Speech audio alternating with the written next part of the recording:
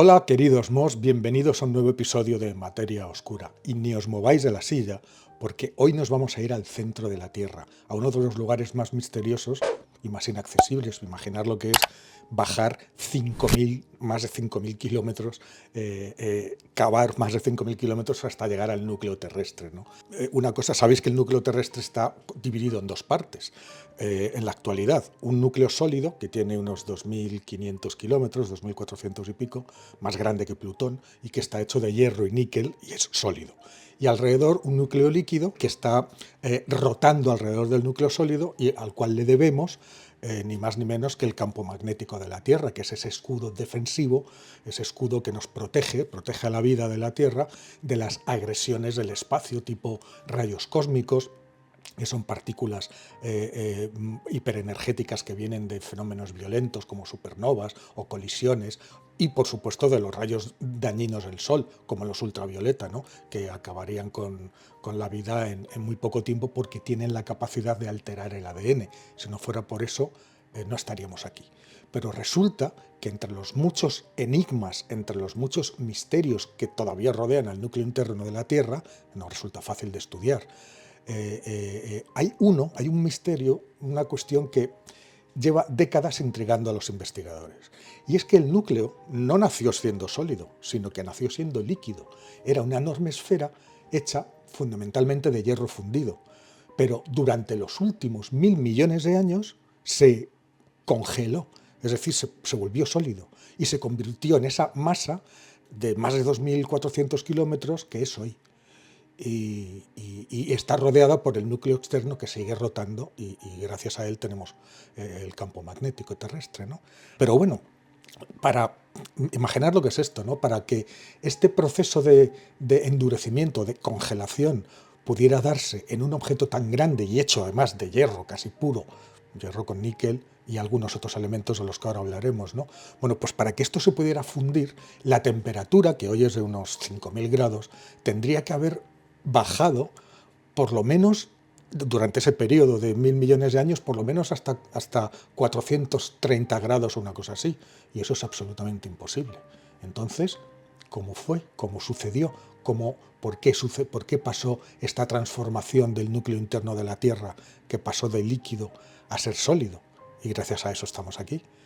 Bueno, pues un nuevo análisis publicado por investigadores de varias universidades británicas, la Universidad de Leeds, la de Oxford, el University College de Londres y también la Universidad de Nápoles, en Italia, que se me olvidaba. Bueno, pues han descubierto que si en el núcleo sólido, en el núcleo interno terrestre, hubiera una concentración suficiente de carbono, de un elemento muy común que es carbono, pues eso podría resolver el misterio de su inexplicable congelación. Los científicos llaman a esto, no lo llaman el misterio de la congelación, sino que lo llaman la paradoja de la nucleación del núcleo interno. Palabras difíciles para un concepto que no lo es tanto, ¿no?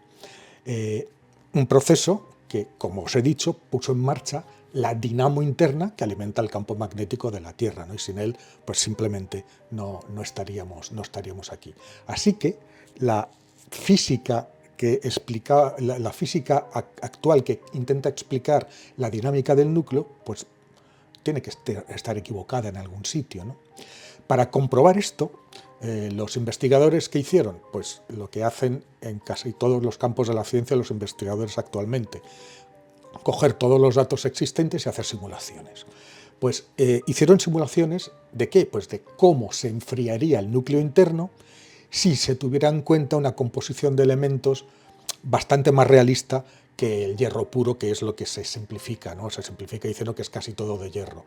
Sabemos que el núcleo se compone de hierro, pero también tiene níquel, tiene un porcentaje de níquel. Y además, sabemos también que hay un 10% de ese núcleo, que no es mucho, pero que es una pequeña parte, que está formado por una composición desconocida de elementos ligeros, elementos como, no sé, el silicio, el azufre, el oxígeno o el carbono, ¿no?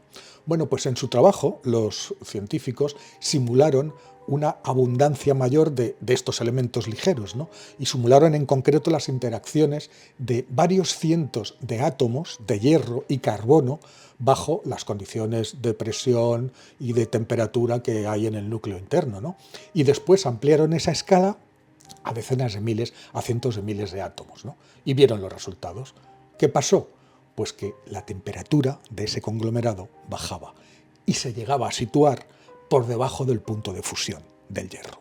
Es decir, que el hierro, las partículas de hierro en ese estado dejaban de ser líquidas y empezaban a ser sólidas.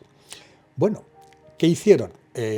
Evidentemente no se quedaron aquí, sino que probaron con diferentes mezclas de ese 10% desconocido, ¿no? Y probaron con más o menos niveles de oxígeno, de azufre, etcétera, ¿no? Y descubrieron, hicieron muchas, cientos de simulaciones, y descubrieron que la mejor concentración, la mejor fórmula era aquella que suponía que el carbono era el 10%, el 15% de ese 10% desconocido.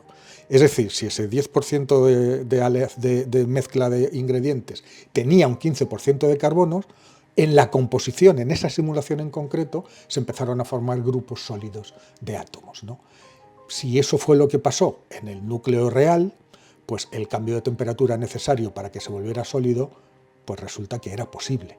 Y era posible, además, en el plazo en el que sucedió, alrededor de unos 1000 millones de años.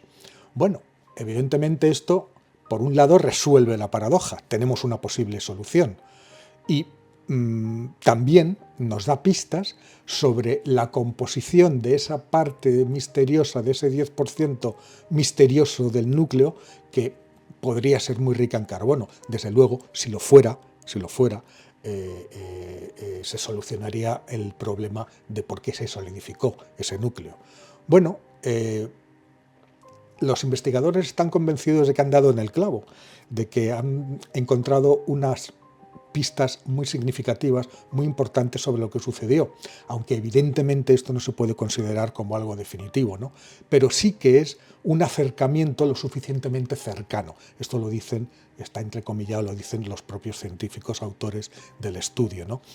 Y añaden que evidentemente será necesario hacer más simulaciones, más complejas, y añadiendo, aparte del carbono solo, que es con lo que lo han hecho ahora, pues también otros elementos, como el oxígeno, por ejemplo, mezclando, ¿no? Para ver si ese proceso de congelación del núcleo se vuelve más eficiente o menos eficiente según sea la mezcla.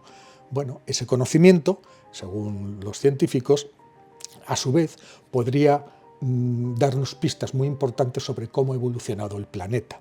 Porque os recuerdo que gracias a eso se puso en marcha el campo magnético, y estamos hablando en los últimos 1000 millones de años. Solo antes de esa época, lo único vivo que había eran bacterias que llevan desde hace unos 4000 millones de años viviendo en nuestro planeta, ¿no? Pero justo en los últimos 1000 millones de años las cosas empezaron a complicarse, los organismos unicelulares empezaron a unirse para formar animales, o sea, seres más complejos, los primeros animales, que fueron evolucionando, desarrollándose y hasta llegar a lo que tenemos hoy. Y evidentemente eso no habrían podido hacerlos en el campo magnético. Y el campo magnético no existiría si no tuviéramos un núcleo sólido rodeado por un núcleo líquido en rotación a su alrededor. O sea que todo está conectado, ¿no? La serie de condicionantes y de casualidades y de cosas que han tenido que coincidir para que nosotros podamos estar aquí, yo contándolo y vosotros espero que interesándoos lo que os cuento, pues han sido muchísimas. Y poco a poco las vamos sabiendo todas.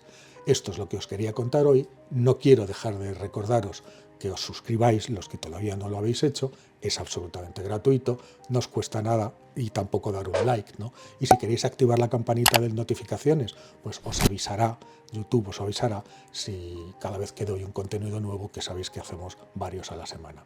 En todo caso, nos vemos la semana que viene. Somos Mo.